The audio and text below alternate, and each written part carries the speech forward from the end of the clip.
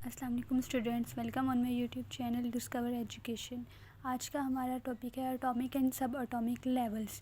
कल हमने डिस्कस किए थे ये टेबल जिसमें ये सारा कुछ बताया गया है कि सब atomic particles combine to form atom, then atom form micromolecules and macromolecules, then organelle form होती है, फिर सेल, फिर टिश्यू, फिर organ system, multicellular organism, species, population, community, ecosystem and biosphere.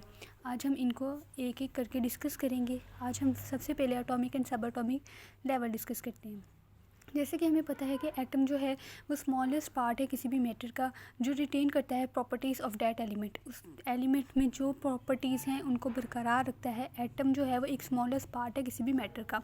Matter वो होता है जिसका कोई मैस होता है और कोई वेट होता है। हम जानते हैं कि all atom don't exist isolated except noble gas. Noble gas के अलावा कोई भी एटम जो है वो आइसोलेटेड नहीं रहता, बल्कि जो है ये कंबाइन करते हैं एटम्स टू फॉर्म मॉलिक्यूल्स। सबसे पहले एटम देखते हैं, atomic and subatomic level. All living and non living matter is formed of simple unit called atoms and सब atomic particles such as proton, electron and neutron. ये बात तो हम जानते हैं कि दुनिया में हर चीज़ जो है वो एटम से मिलकर बनी हुई है, लिविंग हो या नॉन लिविंग हो।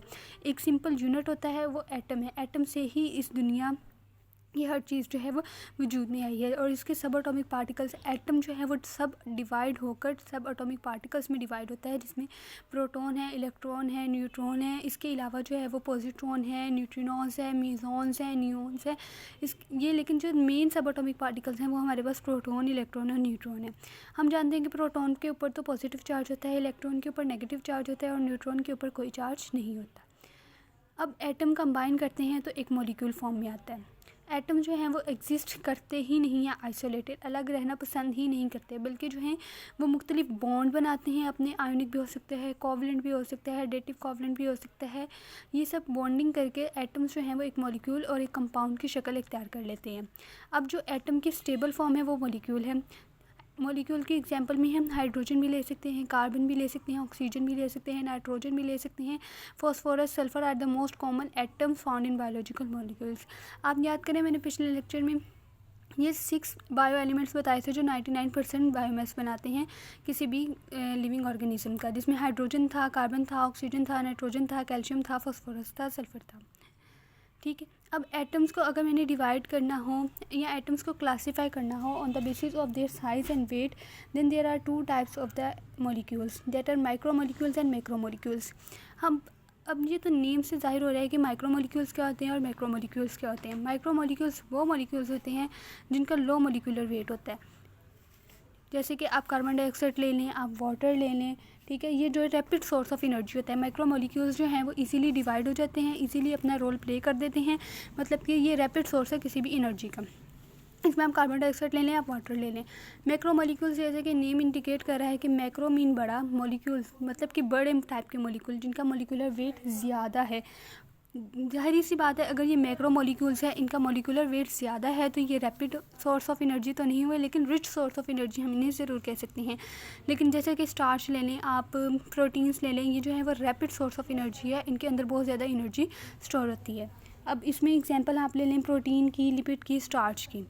अब मैं बात करती हूँ मॉलिक्यूल्स को डिवाइड करना on the basis of their nature. अगर मैं नेचर के हिसाब से डिवाइड करूँ तो मॉलिक्यूल की 2 टाइप्स हैं। ये क्या है, एक ऑर्गेनिक और एक होता है इनऑर्गेनिक। अब ऑर्गेनिक मॉलिक्यूल्स वो होते हैं जैसे कि हम केमिस्ट्री में पढ़ते हैं, ऑर्गेनिक केमिस्ट्री और इनऑर्गेनिक केमिस्ट्री। ऑर्गेनिक वो होती हैं जिनमें compounds of carbon and hydrogen हो और उनके डेरिवेटिव्स हों, ठीक है, वो हो जाएंगे organic. A molecule having both carbon and hydrogen are called organic compounds. इसके एग्जांपल में आप लिख सकते हैं ग्लूकोज लिख लें, आप डीएनए लिख लें, आप फैटी एसिड लिख लें, आप प्रोटीन्स लिख लें। इनऑर्गेनिक की बात करूँ तो वो मॉलिक्यूल जिसमें without both carbon and hydrogen atom are called inorganic, मतलब कि वो हाइड्रोकार्बन्स के बगैर है, उनके डेरिवेटिव्स के बगैर है, इनऑर्गेनिक मॉलिक्यूल्स में वो आ जाएंगे। और इसके एग्जांपल्स में हमारे पास वाटर आ जाएगा, कार्बन डाइऑक्साइड आ जाएगा, एसिड, बेसिस और सॉल्ट्स आ जाएंगे। इसके अलावा मॉलिक्यूल्स की जो हैं वो ये इधर उन्होंने enormous number of micro and macro molecules of 100 of different types हैं।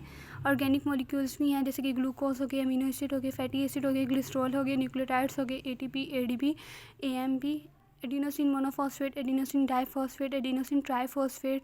ये सब कंबाइन करके मुख्तसर ये कि एटम्स जो हैं वो कंबाइन होके एक मॉलिक्यूल की शक्ल इख्तियार कर लेते हैं और मॉलिक्यूल जो है वो स्टेबल फॉर्म है किसी भी एटम की। आज तक के लिए इतना ही। नेक्स्ट हम डिस्कस करेंगे ऑर्गेनेली एंड सेल लेवल। अगर आपको ये वीडियो अच्छी लगी हो तो इसे प्लीज़ लाइक एंड सब्सक्राइब ज़रूर कीजिएगा। अल्लाह हाफिज़।